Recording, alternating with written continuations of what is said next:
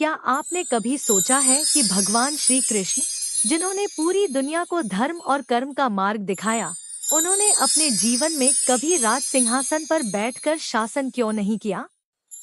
यही है श्री कृष्ण के जीवन का एक ऐसा रहस्य जिस पर बहुत कम लोग ध्यान देते हैं।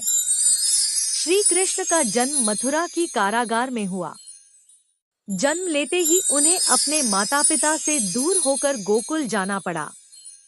बचपन से ही उन्होंने पूतना, तृणावर्त, अघासुर और कालिय नाग जैसे अनेक संकटों का सामना किया।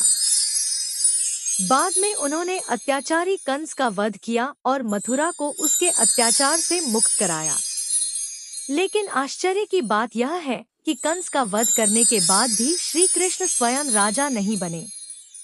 उन्होंने अपने नाना उग्रसेन को पुनः राजगद्दी पर बैठाया।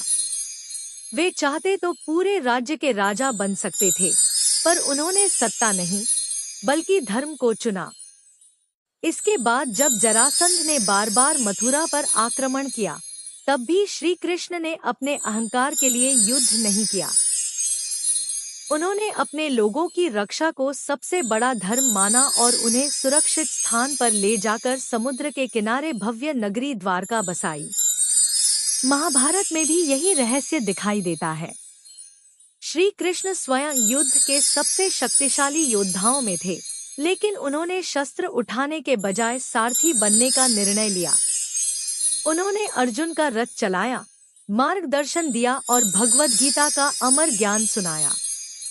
यह हमें सिखाता है कि सच्चा नेतृत्व अधिकार जताने में नहीं, बल्कि सही दिशा दिखाने में है। एक और गहरा रहस्य यह है कि श्री कृष्ण ने अपने जीवन में कभी किसी कार्य का श्रेय स्वयं नहीं लिया। उन्होंने हमेशा कहा कि मनुष्य का अधिकार केवल कर्म करने पर है, फल पर नहीं। यही निष्काम कर्म का सिद्धांत है, जो आज भी करोड़ों लोगों के जीवन का आधार है।